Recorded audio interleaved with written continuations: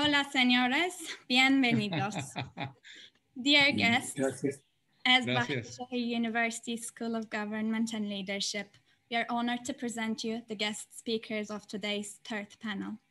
Ambassador of the United Mexican States to Ankara, His Excellency Jose Luis Martinez y Hernandez.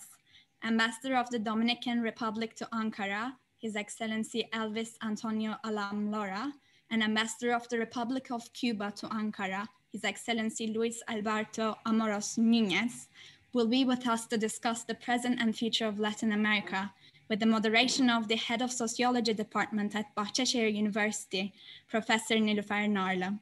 We're looking forward to receive the contributions of our guests. Next up, Rediscovering Latin America. Sarah, thank you very much for such a kind and nice introduction. And Your Excellencies, dear guests, ladies and gentlemen, dear students. Today, we have very important and very dear speakers with us. Sarah has just introduced them, and it is my pleasure and it's privilege for me to chair this panel, to moderate this panel. And today, the whole world faces a very important challenge, pandemic, accelerated digitalization, and they are affecting everybody. And also one very important thing, and it becomes more important in the context of Latin America, pandemic has exposed the fault lines and sharpened the inequalities. And so today I will invite the speakers. The first speaker is Ambassador, Your Excellency, Luis Alberto Núñez, and I have 4 questions. If you like, I ask my 4 questions, and then you can organize your speech as you like. And I like to thank the organizers and to the panelists for joining us. And I'm sure we have a large audience who like to know what's happening in Latin America and how all these challenges are affecting Latin America. Okay. Inequality is a historical stigma constantly visible throughout the Latin American region. And why is inequality a defining characteristics of Latin America, and how pandemic has exposed and sharpened inequality in Latin America? So if you like, you can respond to this first question. Then my other questions are about the pink tide and the blue tide in Latin America. Ambassador, please, the floor is yours. Okay, thank you. Well, first of all, thank you very much to inviting me to participate again to this event. I am very glad to be here with our brothers from Dominican Republic and Mexico, very dear and close friends, a close country to Cuba and to you, especially for this opportunity to address this question that you put forward.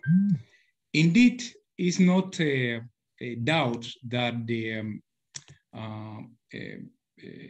inequality is one of the main challenges of Latin America for now and for the near future. Shameful economic and social inequality persists in Latin America and the Caribbean. It's clear that we have structural and systemic gaps among and inside our nations. They create a complex future and context for us in different areas, in health, economic, financial, social services, and environment. It is a fact that the pandemic has imposed increased limitation of our production system and revealed all our vulnerabilities. Its economic and financial impact in its consequent social costs are conducive to discourage projections. The region that was explained by our dear Secretary General of ECLAC, our Mexican well-known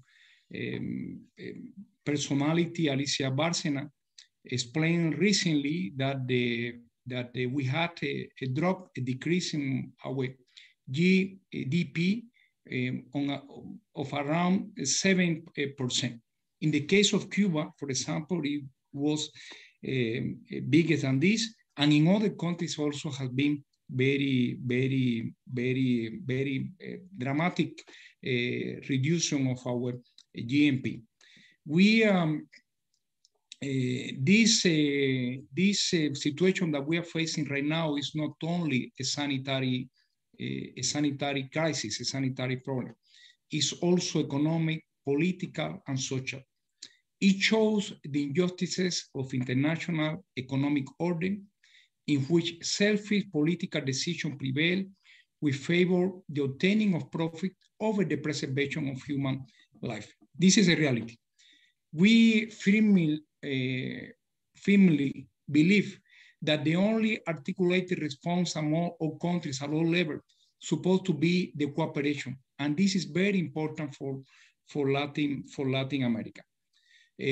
To achieve that, is indispensable that we remain committed to renew and strengthen multilateralism, fraternal cooperation, and the search for concerted and innovative solutions. So for us, multilateralism, cooperation, and solidarity will be a cornerstone for us. It's clear that inequality has a historical persistence in our region. Also, it was explained by the ECLAC Secretary General and his researchers that the level of the poverty increased to more than 30% of our population. You know, we are in our region more than 600, almost 700 million people, and more than 30% of the people, of our people are living now in the poverty situation. And with this pandemic, you know, the level, the increase of this poverty situation was more than 3%, the increase that we have seen the pandemic started. It's clear that we, in our region, we have the persistence of this inequality because of our, you know, the remain of a colonial past. You know, we in Latin America, we born we structure agricultural society, you know, and then the property of the appropriation of the land resources has kept unequal in our region.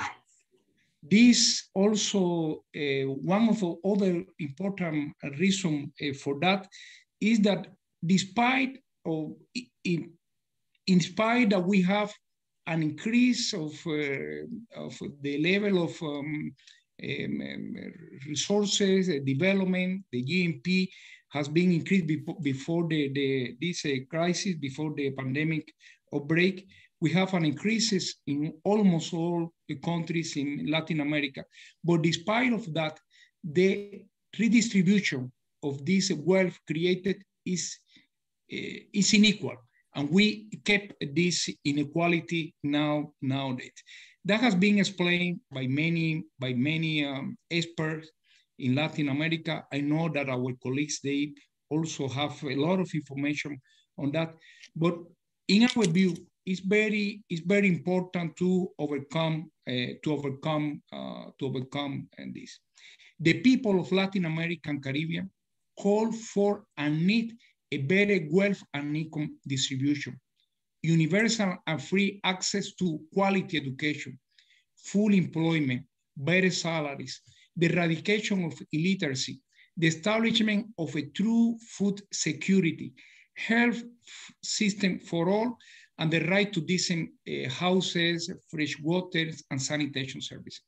But let me tell you that despite that we all are clear of that, is a reality that still we have a persistence of lack of system that guarantee this in our region. We also are facing a situation that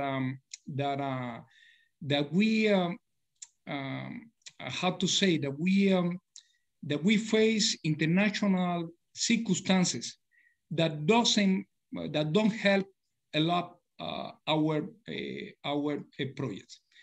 Regardless our interest, regardless our efforts in order to overcome this, we continue living in a world governed by an unjust and exclusive international order, under which the threat to peace and foreign interference in the region still prevail.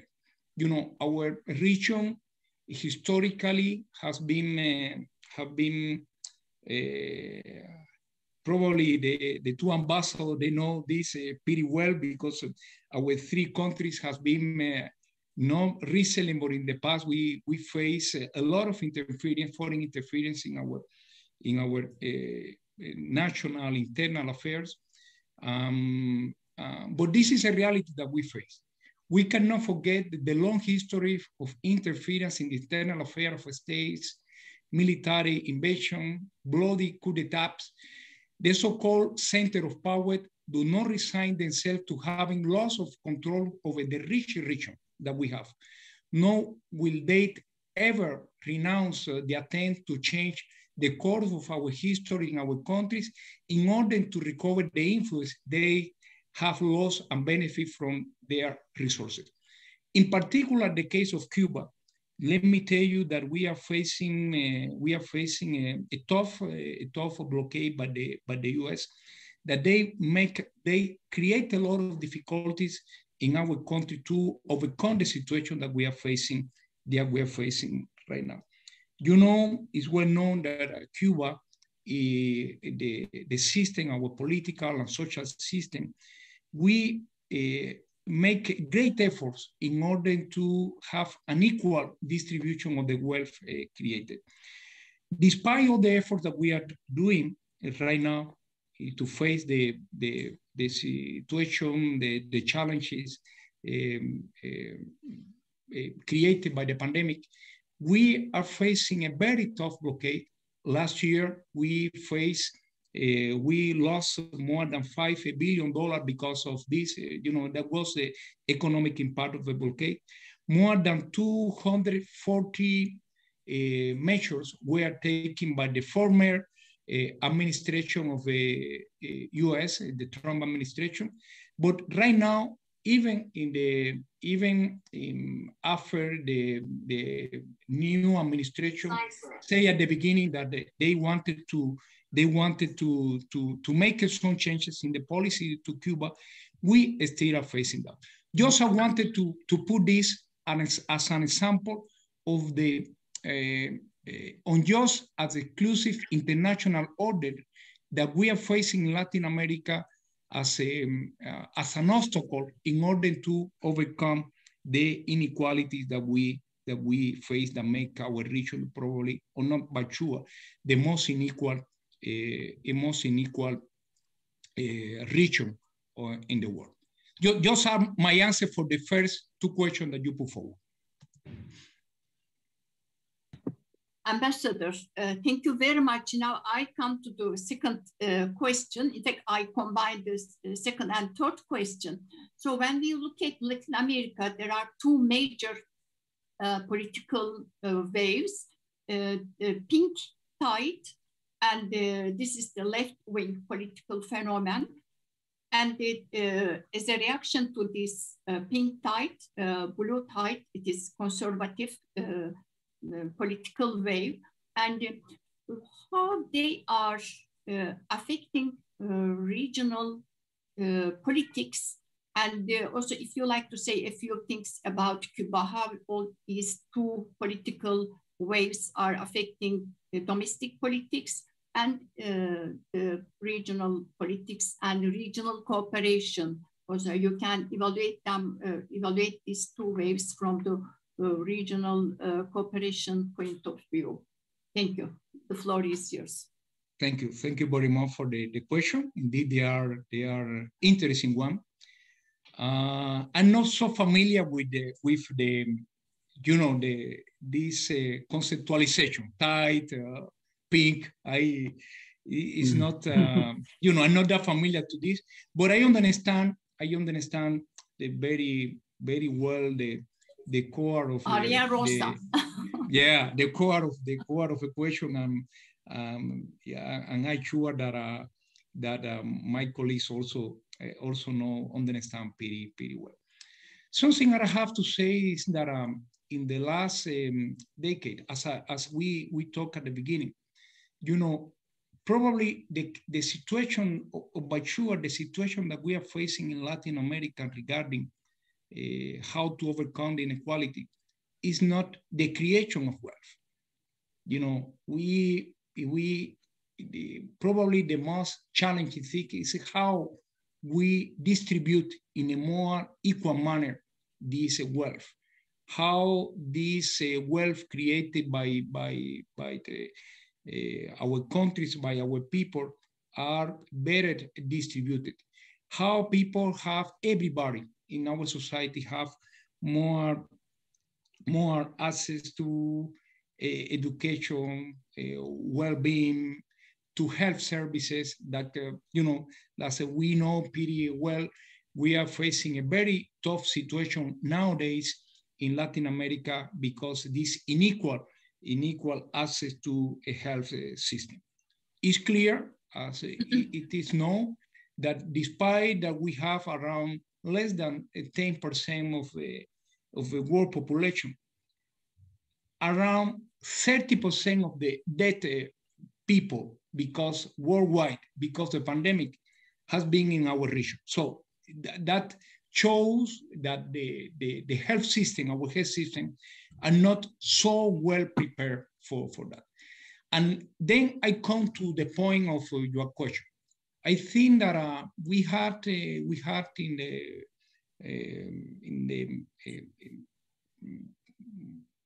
at the beginning of the 2005, we have in our region many progressive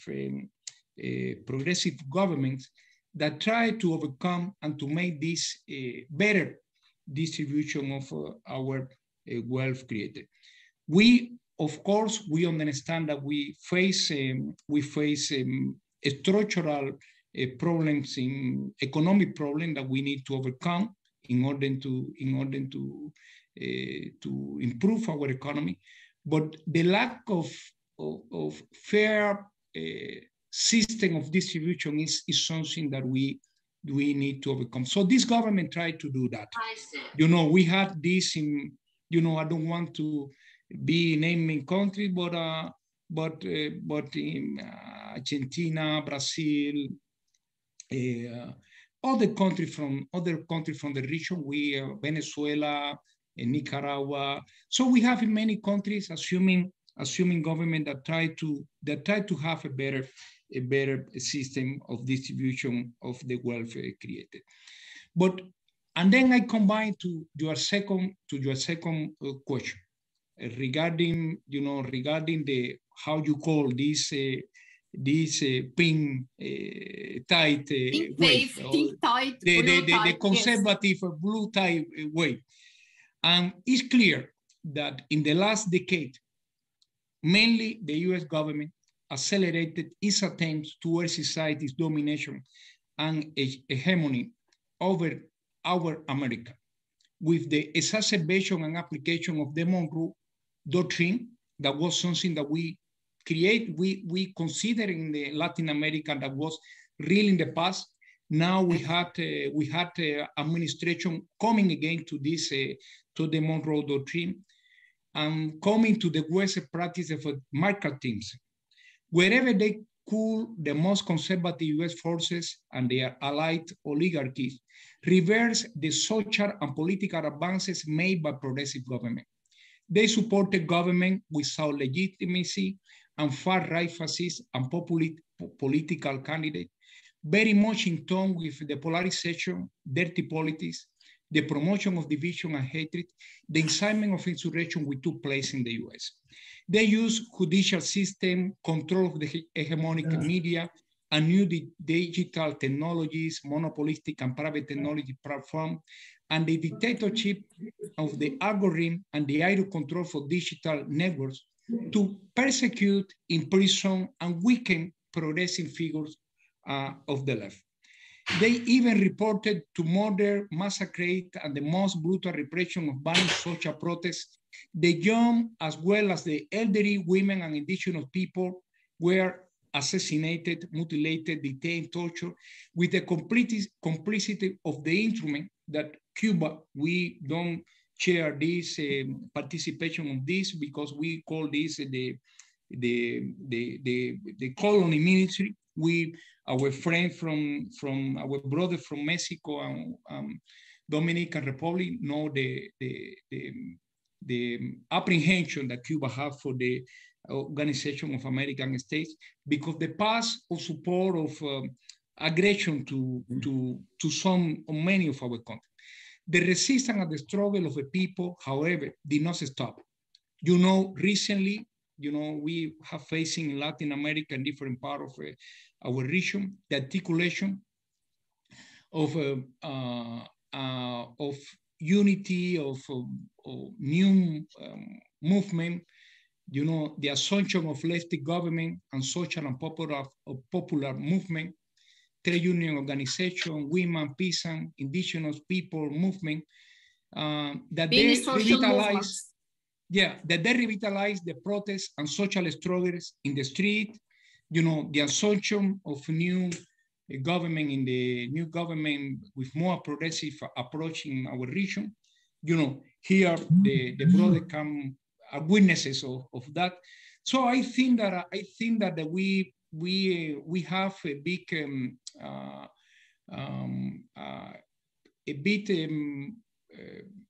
challenge in Latin America. In the years to come, we will have more challenge because this time are time for more cooperation, for more integration among us. You know, these forces that are coming into force, like now, for example, in Latin America, CELAC is being, you know, the community of Latin American states led by Mexico right now. We are trying to come back to more integration, to working more together. In the CLAC, Alicia Bárcena explained that one of the problems that we are facing nowadays is that we don't have more integration among our economy. Our trade is over our region. We don't have intra trade among us. Really, one that the one that we have, for example, 10 years ago, 22%, 25% of our trade were among us. Now it's less than 10%. So this is one of the problems that we are facing to overcome the crisis. So we hope that we will have more color, progressive color coming to our region. We are glad that in Dominican Republic and in Mexico, we have a government that they think they are very much in line with this cooperative approach, with this system that trying to have more assets, to give more assets to everybody. And we were very glad to cooperate with that. Just let me give just 2 more minutes just to emphasize in one situation that we're facing in Cuba, that we consider, of course, that we are in the wave and the color that you mentioned, the progressive color, and we are very proud of that. But in Cuba, the blockade is not giving us, the possibility to overcome in better situation the pandemic. We, as I explained, we need to have a better international context in our region. One of the important things that's supposed to be lifted immediately is the blockade that we are facing. We are glad that in the region we face the support from all our brothers and sisters from the region in this regard. Cuba, despite this big problem that we face, we consider that solidarity is one of the main way to overcome the current situation that we are facing. As I said before, we lost more than 70% of our GNP in general terms in our region. Some countries have been less affected, but everybody has been impacted a lot. And we consider that solidarity is one way to overcome the situation that we have. We helped 40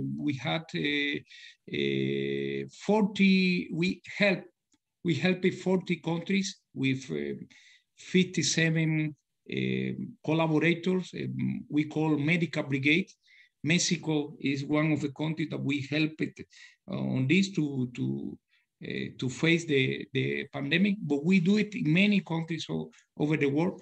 Now we are in the process of developing 5 vaccines against COVID.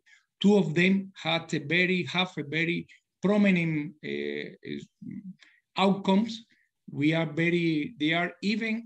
a better, according with the test that we are having right now, the phase 3 of a clinical trial.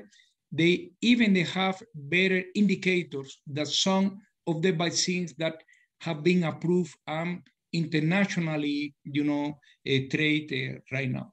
So, and we really believe that, inshallah, as you say here in Turkey, we come to the situation, that we come to the situation that everybody will be vaccinated, that we don't have to wait for 20 years to vaccinate everybody according with the rate that we have right now.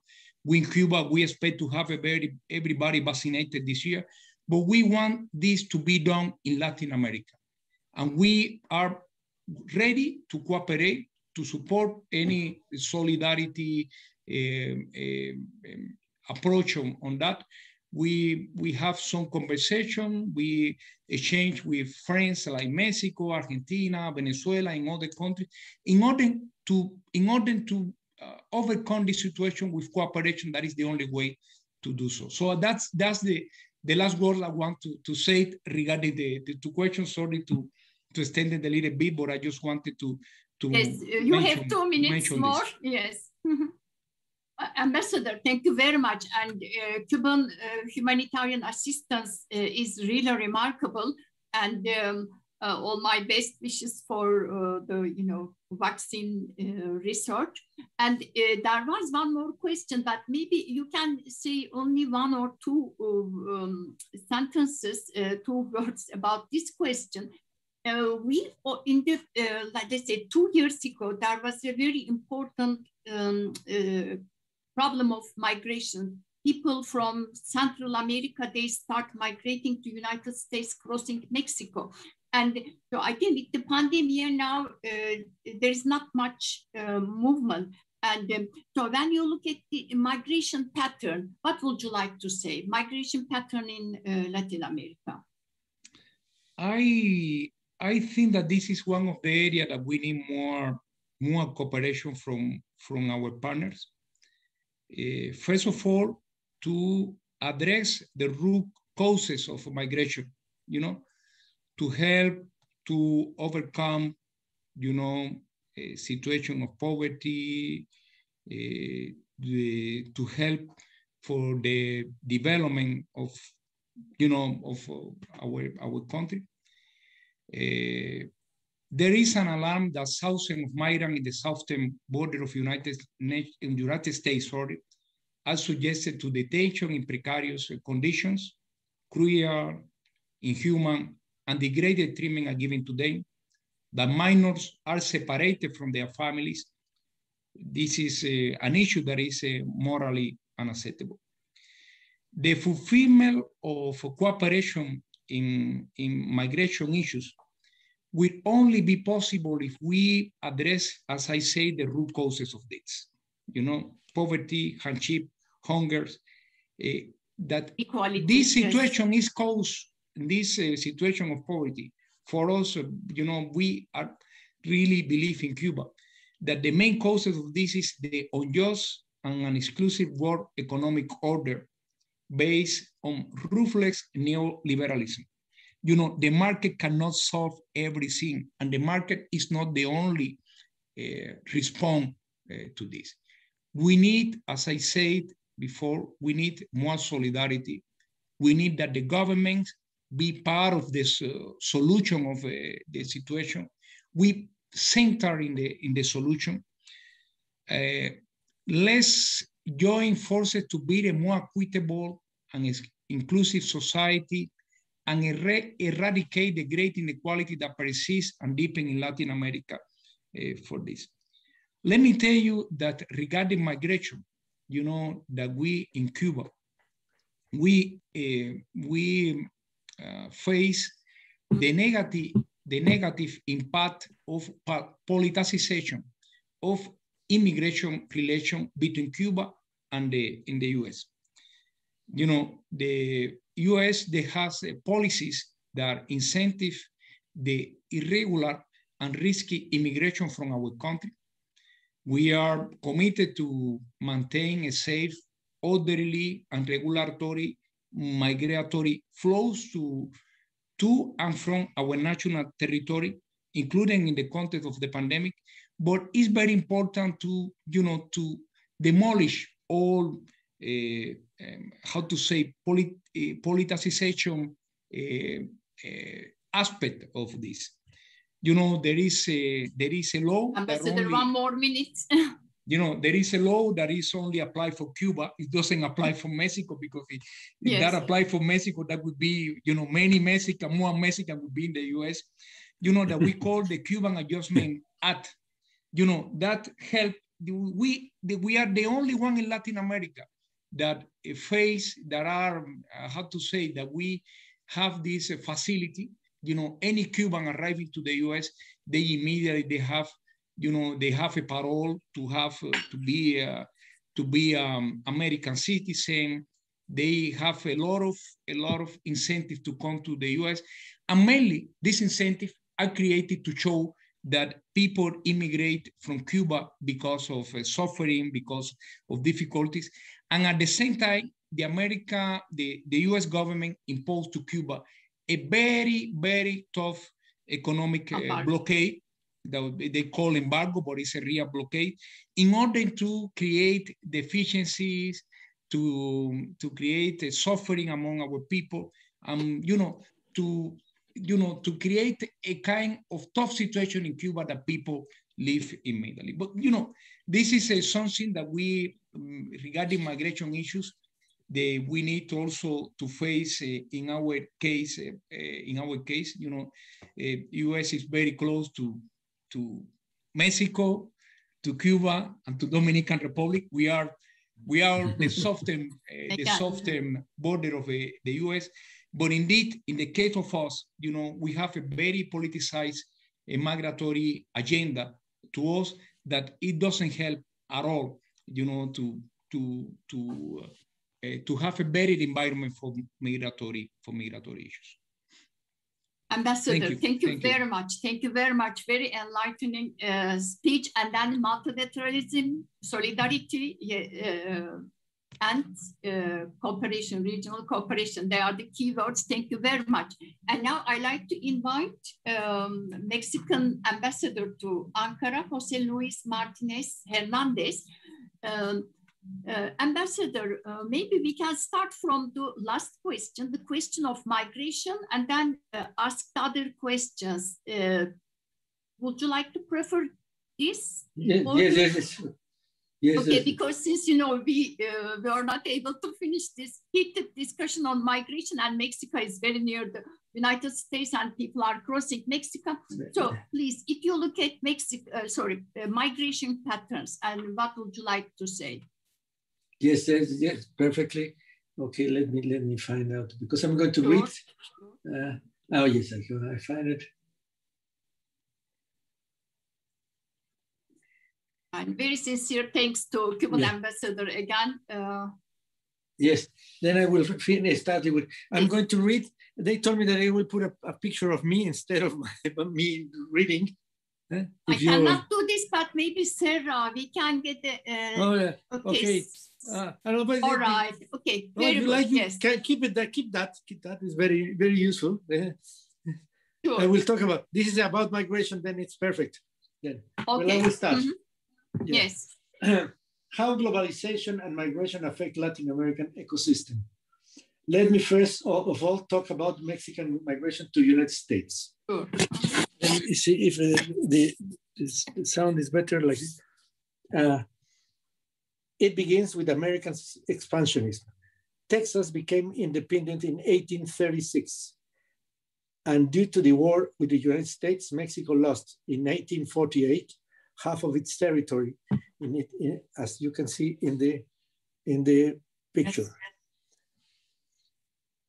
Half of its territory. In this lost territory, more than 80,000 Mexicans, 80,000 Mexicans did not cross the border. Rather, the border crossed them.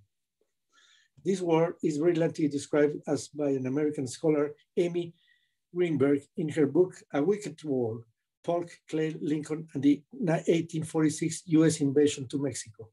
The adjective wicked is not given to her, but rather by President Ulysses S. Grant when he says, I don't think there has been a more perverse war than the one the United States waged against Mexico. Then, continue. Then let me talk about this map. In this map, you can see the darker colors are the bigger percentage of Mexican origin population in the counties of the United States.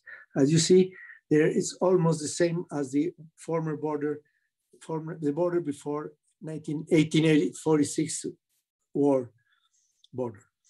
And then it's not a kind of, it's not a migration, it's a recovery of the territory, you can say, in a way. Since the last decades of the 19th century, migration between Mexico and the United States has been a constant in the relationship between the two countries, which share the border of more than 3,000 kilometers, which separates not only two states, but two economies, societies, and cultures, very diverse and with very various types of imbalances. This diversity is one of the engines of the migratory phenomenon.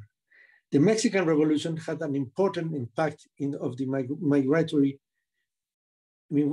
migratory flow to the United States. According to the study of the Senate of the Republic between 1919 and 1910, more than 1 million Mexicans entered the United States. And between 1917 and 1922, the first Bracero program was established, to which more than 76 Mexicans entered the United States legally with this program. The crack of 1920 had dire consequences for Mexicans in the United States. Between 1929 and 1939, about 500,000 Mexicans were expelled from the US. World War II led to the restart of the Bracero program, which was in force until 1964. Thus, around 5 million Mexicans were hired to work in the US. This study of the Mexican Senate that I mentioned makes a very interesting reflection. In the long term, and despite the cancellation of the Bracero program by President Kennedy, this program laid the foundation to create a dependency structure between Mexican migrants workers and the agricultural, manufacturing, and services labor markets. While in Mexico, the aspiration to migrate to the United States to have a better quality of life became general. Throughout the 1960s, a new migratory pattern emerged in the one that the braceros sought to settle definitely in the United States. Simultaneously, in 1952, US laws began to get tougher, and then the term illegal aliens was established.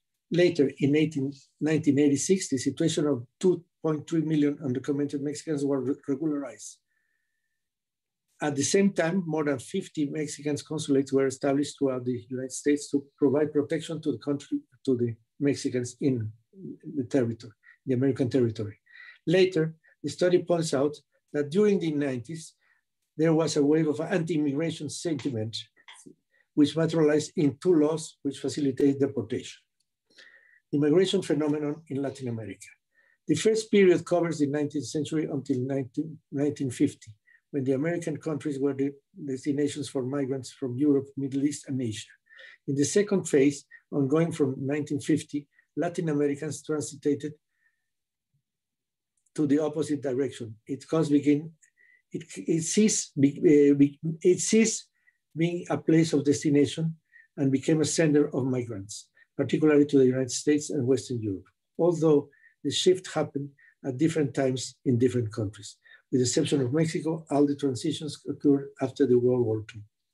The third type of migration in the Americas has been the intra-regional, which has seen in different times, Argentina, Chile, Costa Rica, Mexico, or Venezuela to become a regional migrant receiving countries. During the 70s and the 80s, of the 20th century, a lot of these migration were linked to political reasons, but for the last part of the 20th century and later on, the motivation has been related mostly to economics and security. In this last wave, the shift to open markets and globalization that occurred during the 90s in Latin America was also combined by a liberalization of the transit controls for trade, tourism, and labor, being increasing in the intra-regional migration. As a consequence of the initiative of political and economic migration, such as Mercosur, UNASUR, and Pacific Alliance, people were able to migrate easier and with more freedom within the region. Mexico and Latin America. Mexico has been an exception for different reasons. It is difficult to compare the Mexican with the others in the region, given its proximity to the United States, the large number involved, and the historical relationships. The fact that states like Arizona, California, New Mexico, and Texas were once part of Mexico, as you can see in the map, create more natural migration flows since the 19th century. It is not difficult to say that for Mexico, migration has been mostly unidirectional to the United States. According to recent statistics, around 39 million persons with Mexican origin live in the United States, 39 million. For that number, 12 million are people born in Mexico, while the other 27 are Mexicans of second and third generation. Just in 2020, migrants' remittance, the money that they send to Mexico, to the families, were around $40 billion, signaling the importance that migration flows represent to the country. After the economic crisis that shocked the world in 2008, and the recovery of the Mexican economy in the aftermath, a great part of the second decade of the 21st century shifted the migration patterns for Mexicans in the US. With less job opportunities and the increased risk, the number of Mexican migrants to the United States reduces substantially, to the point that during most part of the decade, the net influx of migrants was negative. At the same time, Mexico is also a destination and passage for migrants, as it is the connection point between Central and South America with the United States. In 2019, 2 years ago, the number of apprehensions at the US-Mexican border was 850,000. The number fell sharply in 2020 to 400,000. But it's important to consider that the border were closed because of COVID-19. Nowadays, there are more apprehensions of non-Mexicans than Mexicans at the border. It has been happening It has been happening since 2014. Additionally, the Mexican Commission for Refugees Assistance, COMAR, reported that in just 2 months of 2021, more than 9,000 people from Honduras, Guatemala, and El Salvador have requested asylum, comprising 40% of the total, comprising 40% of the total of applications submitted in 2020. This is an example of how migration and globalization affect the dynamics of the region. Migration from Central America to the United States has been continuous since the 80s, but the number we are seeing today reflect the growing humanitarian crisis, composed by economic slowdowns, violence, and natural disasters that are exacerbated in the last months because of the pandemic. But globalization can also help us with the tools to work together. For example, Mexico, along with the United States and the countries of the Northern Triangle, Guatemala, El Salvador, and Honduras, are working together to define a joint plan in Central America to face the condition that create the necessity for migration. On the one hand, there are short-term crises such as hurricanes, droughts, and the pandemic. On the other hand, there are root causes like poverty, famine, and lack of opportunities. We also have to understand that migration is a phenomenon that will not stop. People have always moved and will continue to do so, but it is our effort to try to create the best conditions for people not to have need to migrate, to enhance international cooperation and migration, and to strengthen in contribution to migrants. This is the reason why Mexico was the first country to adopt the Global Compact for Migration promoted by United Nations. It was signed in Marrakesh in 10 December of 2018. To guarantee a safe, orderly, and regular migratory flow, for us, migration policies has been based on the defense of the rights of migrants, including their cultural rights, and the promotion of economic development from a humanitarian perspective to address the structural causes of migration. Thank you. Thank you. Thank you very much. Very informative answer. Thank you very much. And this map is, explains a lot. Thank you very much, Ambassador. So I can come to maybe from here the first question. If you look at inequality in the context of pandemic, and maybe you can say a few things about the situation in Mexico and the region. First of all, why inequality persists in Latin America? And now when we look at the situation, new conditions created by the pandemic, inequality is deepening, it is sharpening in many parts of the world. But now Latin America, many countries in Latin America are vulnerable. Please, the floor is yours. Well, first of all, about the inequality in Latin America. Well, to explain the inequality in Latin America, we have to go to the colonial times and to see how the social structures, the different policies of the states in Latin America of economical policy mainly, and social policy also. Then there is, but anyway, if there is inequality, but it's not only a phenomenon of Latin America, and there is something very interesting that in recent years, the World Bank published an interesting. I'm going to read it. According with the data from the World Bank, in the last 20 years, the average Gini coefficient of inequality, the famous coefficient of inequality of Conrado Gini, in the region fell almost 10% compared to the other countries like Germany and the US, where it shows an increase. So that means that even in the pandemic situation, the Latin America behaves better than the two of the more richest countries. Yes. Then there's, as you can remember, just remember that in the United States is a country with more homeless people. I never see so many homeless as in front of the White House in Washington. This is impressive. The richest country in the world has homeless people. This is unique. And you see, these are the phenomena that even inequality is different. It works differently in Latin America or in the developed world. In Latin America, there are very different ways of the poor people to defend themselves.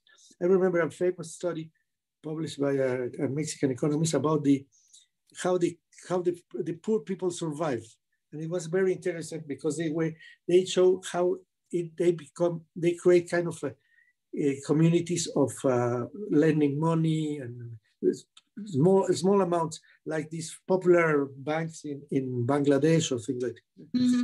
Like microfinance, they create their own microfinance network. Then, well, and going back now to the other question, one of the things that it's very, for me, it's very shocking is the way COVID is affecting affecting countries with inequality. For example, in Latin America, there is one element that is that this has to be in count. That is the what do you call it? The informal economy. In Mexico, 56% of the workers in Mexico are informal, and they produce the 23% of the 23 out of every 100 pesos of the GDP. Then for these people in the formal sector, it is not possible them to go stay at home. This famous stay at home and put your mask, it's not possible for them. Then this is a very important element that we have to take into account, this informal sector. That it's very, but I think it's a general phenomenon in Latin America, probably in some countries, probably small and with a very good distribution of wealth like Costa Rica, or is different. But in general, this is a big phenomenon, or in Cuba it's completely different. But then other aspect that I have to link is the conditions that create COVID-19, and for example, with the education and with the connectivity. And let me give you some elements.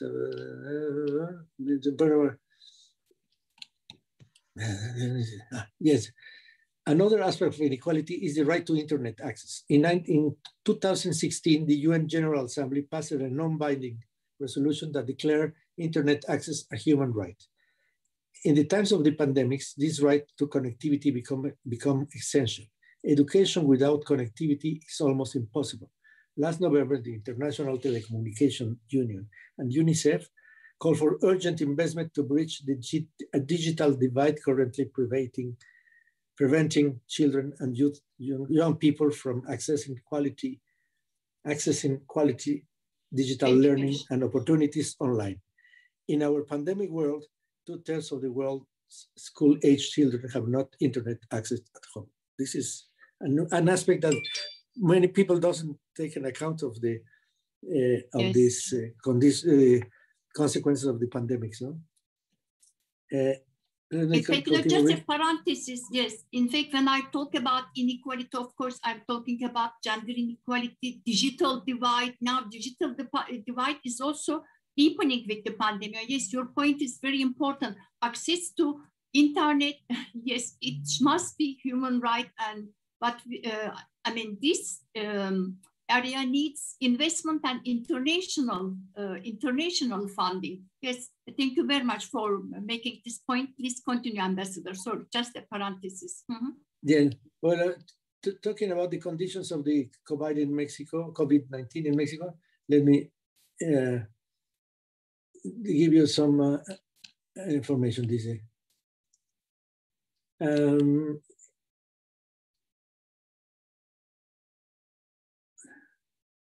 In this regard, there is no surprise that the low-income population has been more likely to become infected and die from COVID-19. Nevertheless, the government continues to make efforts to get the country back on track through the intense vaccination campaign. Until now, we have received more than 40 million vaccines, and we expect to have 65 million at the end of June. Mexico is a country of 120 million population. This will be possible because Mexico and Argentina made an agreement with AstraZeneca to produce the vaccines in their countries and to be able to distribute it in Latin America. The projection is to have between 150 and 200 doses in the vaccine to distribute in the rest of the continent. Million doses.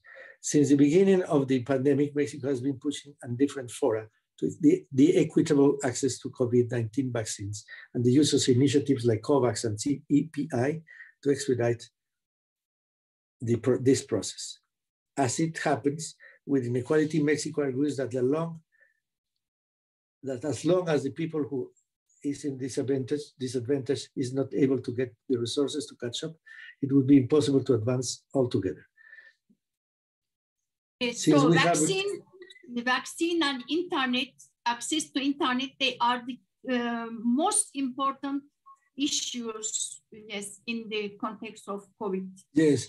Yes, the other issues, housing and labor, right to find a labor, and because it's also related, it's a permanent situation. But these are the new. This internet not so new, but COVID is just 1 year ago, 1.5 years ago. Internet, I mean, access to internet is very urgent now, very urgent, because otherwise some of the pupils, they will be behind, and it will have a very negative impact, on the human resources, again, for all over the world. Mm-hmm. And I think it's free internet, because this free also fights. Yes. This situation with the broadband and the quality and the 5G, it's coming now, the 5G element. And what I think is that even though there is a lot of misusing of internet by deforming, I think what you need is to create a kind of education for internet to the people. Yes. Not to believe in everything they see, how to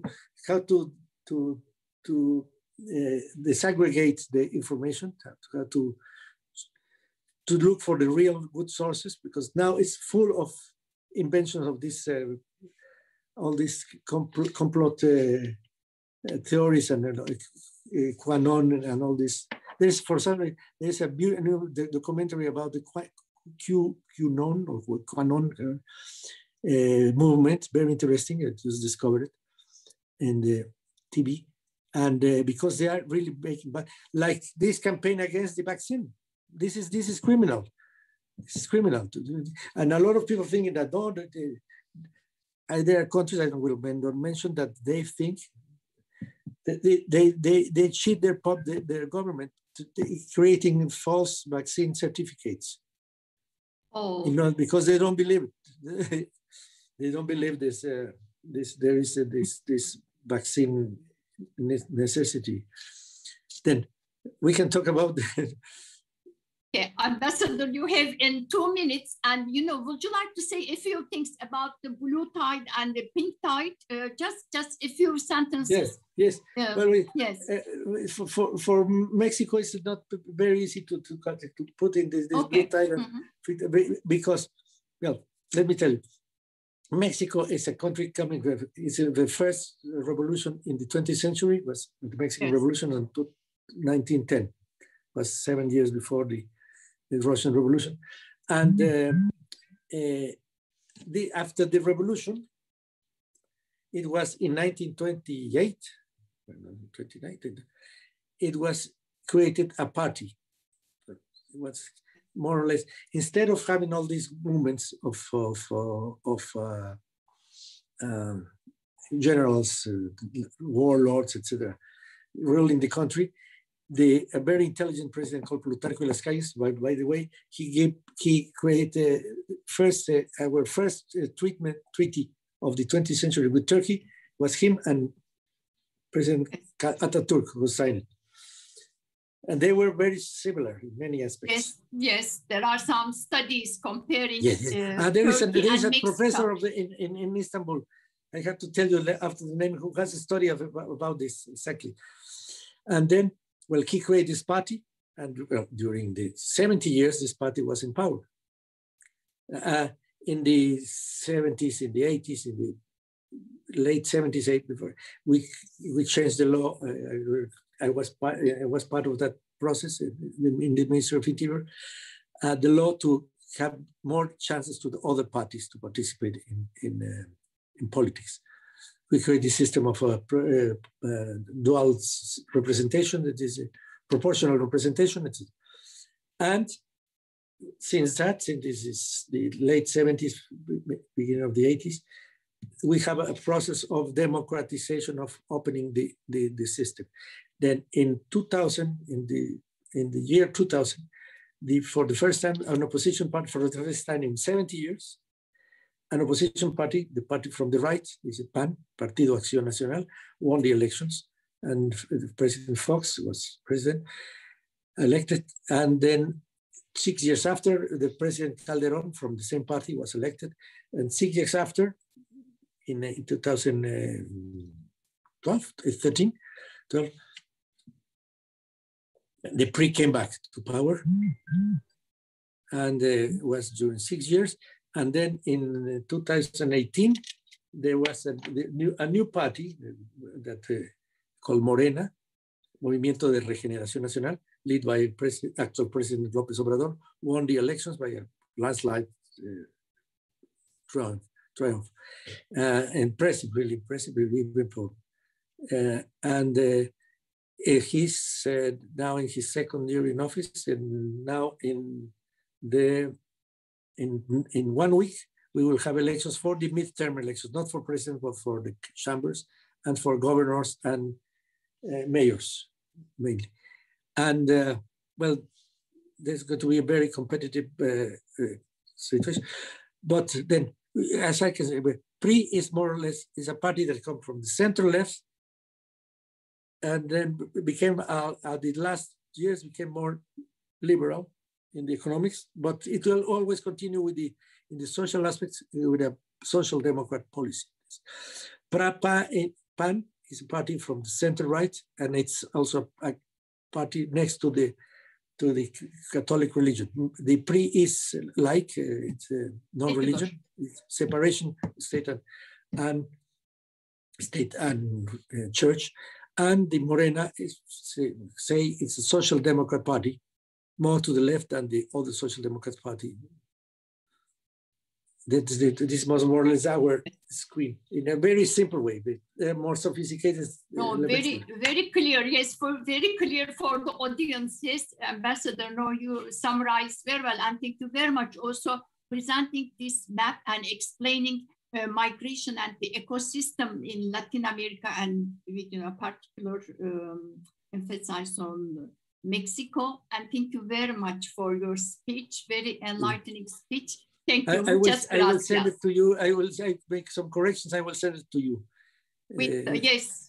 And also the name of the book of this professor in Istanbul about Proletariat Calles and Ataturk. Okay. Thank you very much again. My pleasure. Thank you.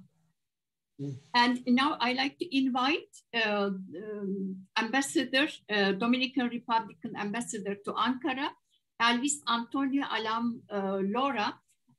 Ambassador, I start with the, again, question of migration.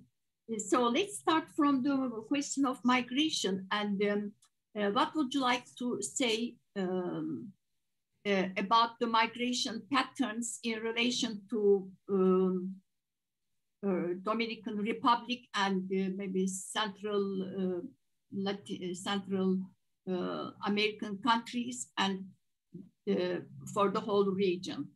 So we will change a little bit the subject, I think, right? So first, I start from the migration, migration and yes, migration, globalization. Then, but if you like, I can do the opposite. We can start with inequality. Yes, I think we better go with the pattern you have already appointed. Yet, first of all, our congratulations to the directors and authorities of this prestigious university for the initiative of this encounter between worlds. And many thanks for inviting us to this forum. To my colleagues, the ambassador of Cuba and the ambassador of Mexico, I congratulate them for the, it was a speech with nothing less to say. For me, it's gonna be very, very hard to pinpoint something because they have already said many of the realities that we are facing in Latin America. I prefer to start with the first point for one valid reason. Recently, 4 days ago, as you will see, we have in the Dominican Republic an encounter of 22 nations that participate in a conclave, economic conclave. So my first point is basically based in many of the aspects that were treated in that encounter. First, according to reports from the United Nations Development Program, Latin America is the most unequal region in the world in terms of income. Inequality has different phases, all of them sad. Life expectancy reflects this bitter result, being very unequal, depending on the economic reality of the people, reaching average of expectation close to 15% between the bands. The racial or ethnic issue also reveals a great distortion with the native and the descendants of African occupying the lower base in the distribution of the well-being.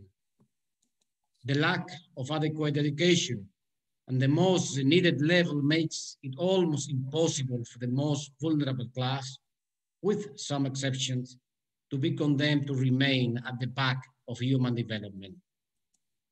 The lack of an adequate health system in our countries where the entire population or large part of it cannot receive adequate services, with some exceptions. For example, Cuba is one of them.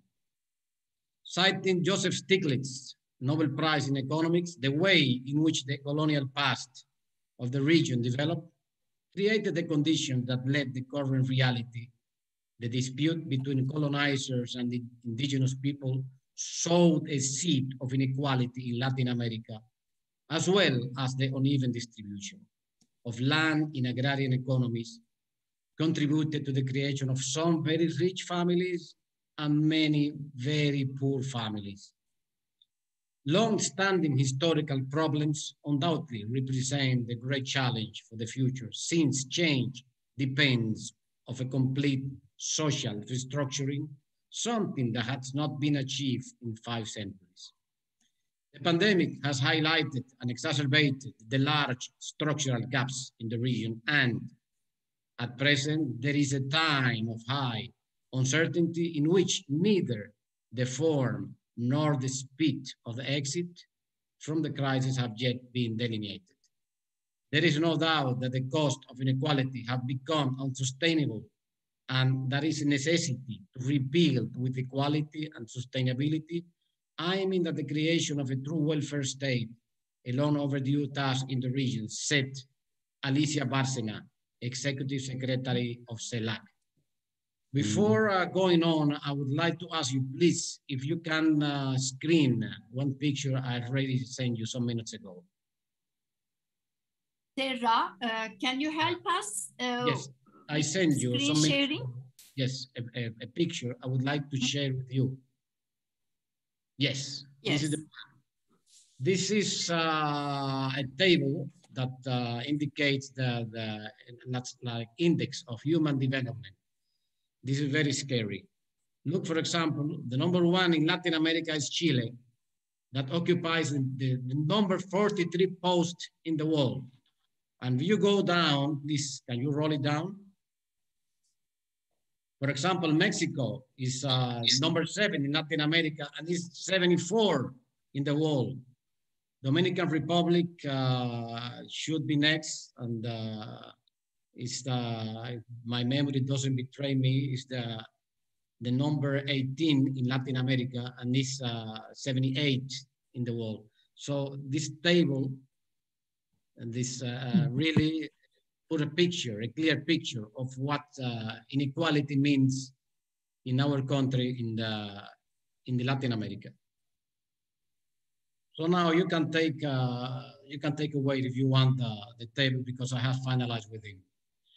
Okay, taking advantage of the occasion of the summit of ministers of finance and economy of Iberoamerica, which has just ended in Santo Domingo, Dominican Republic, we share with you the proposals made by the recently elected Dominican President, Luis Abinader, and in a joint declaration of the minister that provides us with information on how to face the great challenges of more inequality in these times of storms that we are living and whose end is not clearly seen. Allowed me to quote President Abinader at the opening of the summit. Unequal access to financing affects the ability of countries to guarantee sufficient vaccines at affordable prices, which implies different rates of immunization and consequently an uneven recovery that could further increase the inequality. This is very important. President Abinader also proposed that multilateral development banks and some from developed countries can lend to a special project of public-private alliances or public trust without being considered sovereign debt. This is a very, very important matter also. On his side, the Dominican Minister of Finance added that the unequal access to credit markets that middle-income nations have historically had has currently limited the fiscal space necessary to accommodate the additional spending and financial needs, alleviate the effects of the latent health and economic crisis. For his part, the Ibero-American Secretary General, Rebecca Greenspan, said, this is very important, the cost of the pandemic are equitably distributed, but the resources to fight it are profoundly unequal. The participating minister from 22 Ibero-American countries also resolved to promote the discussion on surcharges of the International Monetary Funds, financial support loans, and the possible suspension in the current context to help reduce the financing needs of some low and middle-income countries.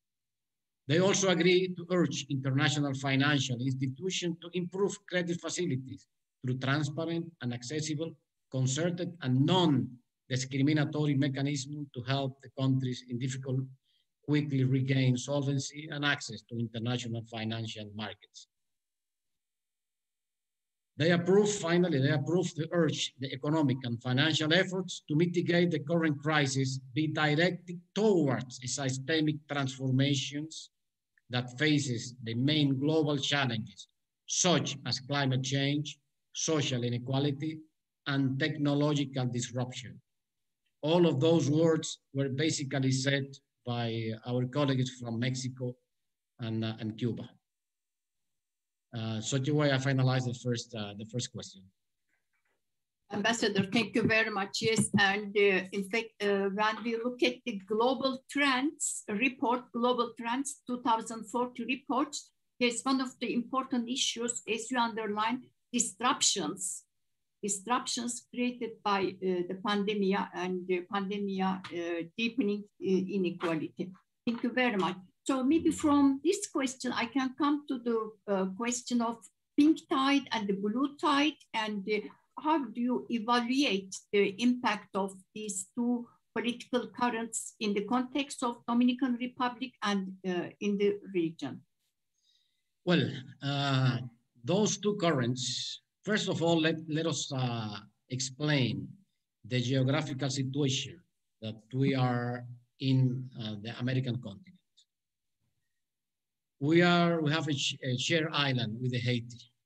We have 2/3 of the island with Haiti. We have 48,000 square kilometers, and Haiti has 20,000 and something square kilometers. We are very close to the United States. We are, even though we are not far from South America, we are closer to Mexico because Mexico has huge investments in the Dominican Republic. Yes. We are close to Cuba because the Cubans and the Dominicans, we share many of our common passions. So we're very close to those two countries, especially. But the rest of South America is a little bit far.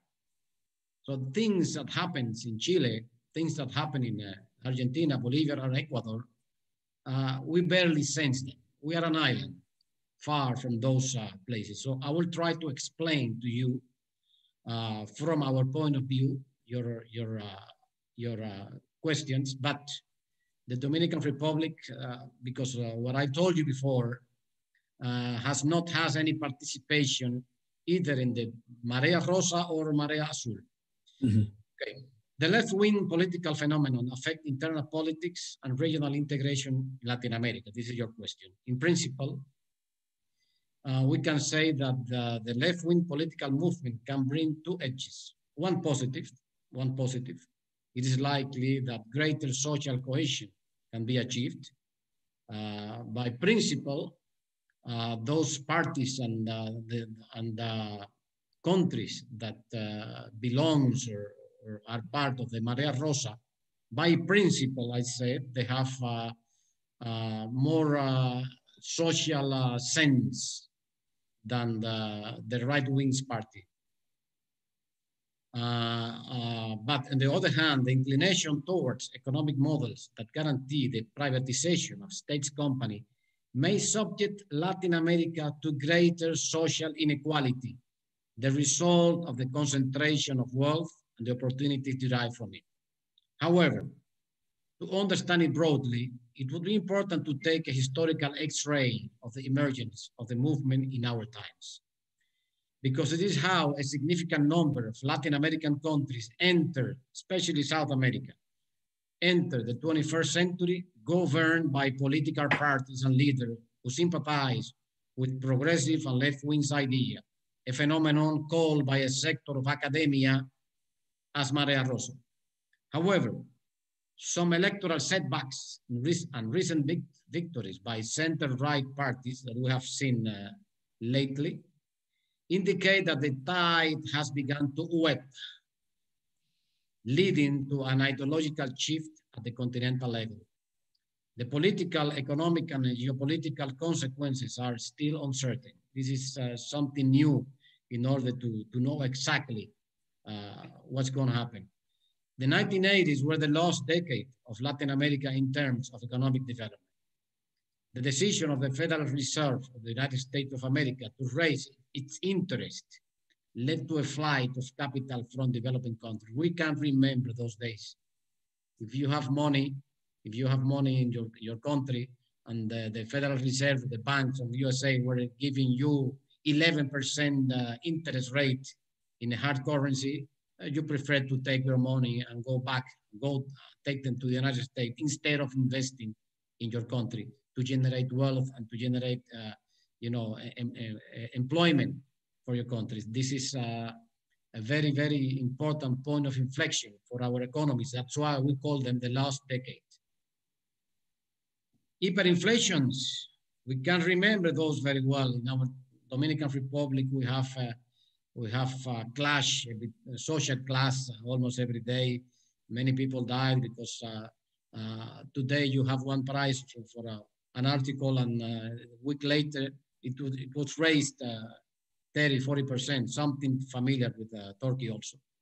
Economic recession and sustained increase in extreme poverty and inequality were some of its consequences. In response, multilateral credit agencies, especially the World Bank and the IMF, I remember very well that line of help that was offered to Mexico in order to Mexico to continue economically living, designed economic rescue plans for the countries hardest hit by the crisis, which included economic and political demands, the famous structural reform plans. All of these demands, popularized under the name of the Washington Consensus, consolidated the hegemony of neoclassical economic thought, better known as neoliberalism in the continent. And in that, in turn, encouraged the opposite currents. Now, talking about the Marea Azul, as you may know, it's a right-wing political phenomenon that emerged in the mid-2010s in Latin America as a direct reaction to the Marea Rosa. And its effects on domestic politics and regional integration in Latin America are still to be seen. In principle, understanding the context in which this movement is created should be possible only from the global social and economic perspective. By virtue of the fact that to 2010, the world was still in the midst of a global financial and economic crisis, it is worth noting that this movement was born alongside the movement known as Los Indignados in Spain, after the social outbreak as a consequence of bipartisanship and administrative corruption scandal. Corruption is a cancer, a very, very strong cancer in all Latin America governments. However, already in the United States, there was a right-wing movement with full conservative ideas that tried to confront the progress ideologically and political that was spread throughout Latin America. That's why arose the so-called Tea Party. The Tea Party is a movement formed by a constellation of local groups of citizens united by their opposition to the agenda of the former president of the United States, Barack Obama, because they fear that if the president has his way, he will eliminate some basic principles and values of the USA.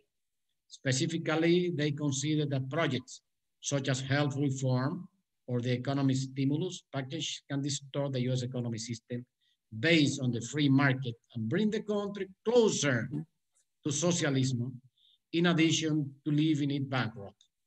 Now, the movement has an emotional component as important as the political one, and which is the result of fears and uncertainty generated by globalization, the economic crisis and various social changes that every country is experiencing. An example of this has been the changes from progressive governments to more conservative governments in Latin America. I finalize with this, the second and third. Thank you very much for your answering the question. It is very comprehensive and very informative. In fact, I have a question, maybe this question for the future panels. Pandemia is shifting many things, and with the pandemia, in fact, there is a paradigm shift, and maybe the political configuration will change in Latin America, and also we need to consider the new generation, Generation Z, and their political expectations. Yes, this configuration could change soon. Would you like to make a comment on this, Ambassador? Yes, as a matter of fact, even though it was not in the question you said, yes, you said I have a point of it, and I was about to talk about it as a conclusion of our participation, and so it will not be a conclusion. It will be part of let's say of the regular questionnaire. Latin America is a land of promise, full of possibilities that have not been exploited in the correct way yet. However, we are confident that due to the preparation of our inhabitants, the appropriate political election that recently has taken place in some countries, the pause caused by the pandemic, and the universal demands of those most in need as a result of this health chaos, will allow us to occupy the space that, due to our potential, we shall take to bring well-being to all countries in our region.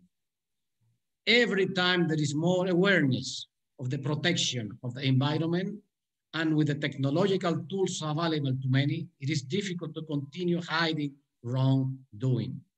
We have faith in the future of Latin America as a land of hope, progress, and well-being for its population, no matter the color of the tide. Ambassador, thank you very much. In fact, your conclusion is perfect. And now I like to turn to other two ambassadors and just ask them whether they like to make a comment on the new generation. Yes, Ambassador, please there go is ahead. There is something that I am obliged to share with you and our dear colleagues and all the people that are listening to us. You know, the real friends are known when you are in a trench. And you, as Turkish people, knows very well what trench means. Yes. And Turkey, which is particularly dear to us, because many things show to many Latin American countries, especially the Dominican Republic, and for sure, Mexico and Cuba also, what our dear friend from Cuba said. Multilateralism is a need. Turkey was one of the first countries that sends medical supplies, medical health to the Dominican people just starting the pandemic. So we welcome Turkey in our region as a main player. And for sure, we are here to encourage the development of the relation of both countries. And of course, ambassadors of Mexico and Cuba, I'm sure they agree with me on those points. But thank you. Ambassador, thank you very much. I immediately take a lesson from what you say, and then maybe we should do something to improve the academic cooperation between our two countries. And then, okay, from now on, I will talk to Burak Güntayan, our rector, to improve academic cooperation. In fact, I am one of the person who is, promoting academic cooperation with Latin American countries. I have an interest in learning Spanish, and then I am traveling to different countries to give conferences, inviting young people and creating a network of the young Latin American scholars. So you're most welcome to guide us. Thank you very much. And again, just give one or two sentences to two ambassadors, for concluding remark. What would you like to say? First, I invite the Mexican ambassador and then the Cuban ambassador. Well, I think I cannot be less. I completely agree with my dear colleague from the Dominican Republic, Ambassador Alam, what he said. I think what you say, the importance of the collaboration between our universities is fundamental. During many years, I was working in the cultural sector in Mexico. And one of the most interesting aspects for the support of artists was the possibility of they to participate in this kind of residence, artistic residence. This is one of the best ways to really share your knowledge, your art with others, not only in your discipline, but in the discipline, in poetry, in dance, in painting, and music. And this was fantastic for me. And then I believe really in international cooperation, in the international exchange of ideas, of experiences, of culture. I really happy that to participate in this seminar with my colleagues from Cuba and Dominican Republic, my friends, my colleagues. And I think we can do a lot of things together. We look forward. Thank you very much, Ambassador. Thank you very much. And Cuban Ambassador, yes, please, the floor is yours for concluding remarks.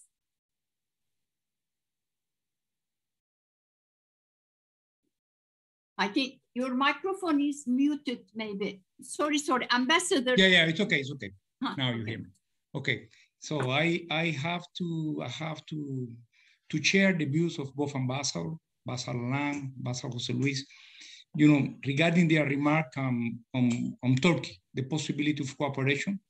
We share a lot all the possibilities to cooperate, because we believe that this is in this selfish, in this world, plenty of egoism, we are the most powerful, decide for the rest of what to do. I think that cooperation is the only way to overcome this situation.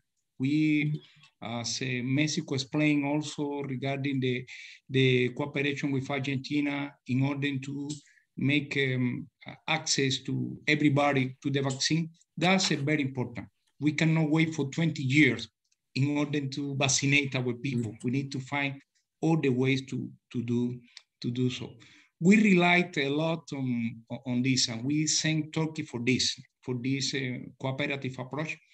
In our case, also I have to thank for the support that we receive from the government, from the people here, regarding the policy of the US on Cuba. This is a very particular phenomenon in our region, but the Cuban people suffer a lot for that. We have a very unique situation in our region and all over the world, because with the embargoes, with blockade, with unilateral measures, it's not the way at all to face a complex situation than the one that we are facing right now. To stop a country to have access to medicines, to inputs for helping the people is not fair. And we are very glad that we have this firm support from Turkey as a way that we have traditionally from Dominican Republic and Mexico. You mentioned, and then also our dear ambassador from Dominican Republic also pointed out of this. What will be the near future for our country? What we do? I'm quite sure that our people are talking. Our people are talking on the street. Our people are talking on the elections, because the status quo, where this situation of inequality in our region, that not only depend of the colors of the government, that is important aspect, but also is connected with international context that we face. If we, the debt, our external debt is treated like the way that we are treated right now, and we don't have a wave, and we don't have a solution from the financial institution for that. If we, if our products, if the main powers supposed to be controlling or supposed to have the dominant position in economical affairs, we cannot overcome this situation. Yes. With selfishness, it's not possible to do so. I relied a lot on our possibility in Latin America to cooperate more among us. I was preparing, like other ambassadors, during these days, looking to all statistics from the CLAC, and there is very clear that we are not cooperating among us. Yes. We don't have investment in our country. We don't have trade among us. We export to China, to the US.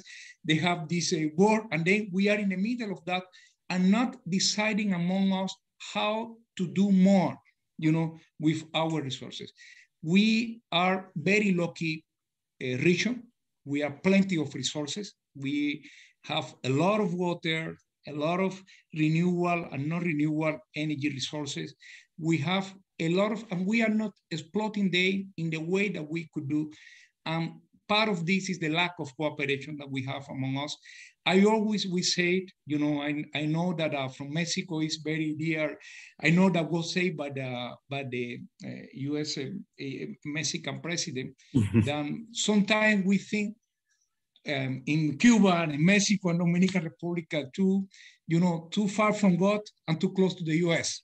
And then sometimes we look too much to them and not looking among us, finding the way, despite, the sample that we have 10 years ago when the CELAC was created, more cooperation, even despite, the political government in our country, despite all of this, the possibility to cooperate is very important. So, and I'm quite clear, I'm sorry this is in the external part of this external context, but in the internal context, our people on the street are talking. You know, this is very clear in our region. You know, we cannot, it's not possible to hide this. That people are talking of what they really want. Thank you very much for this opportunity to change this possibility. Talking and dancing. We continue doing so. Talking and dancing. Talking and dancing. In fact, this is the nice thing, you know, talking and dancing, and people have a good heart in Latin America. My heart is there. My brain is in Turkey. My heart is in Latin America. Ambassador, you know, the three of us, we share that we have great musicians, great music, known all over the world, not in Turkey. You know, we share this, you know, and that is this is our contribution, cultural contribution for the world. Yes. Ambassador Nunes, Ambassador Martinez, Hernandez, and Ambassador Alam Lora, congratulations. And I thank you very much. Your speeches are very enlightening. And then, you know, our panel will be on the YouTube later. I'm sure all our students benefit, and we don't have time for questions. And I thank you again, and wish you best and buenas tardes. Muchas gracias. Teşekkür. Teşekkürler. Teşekkürler.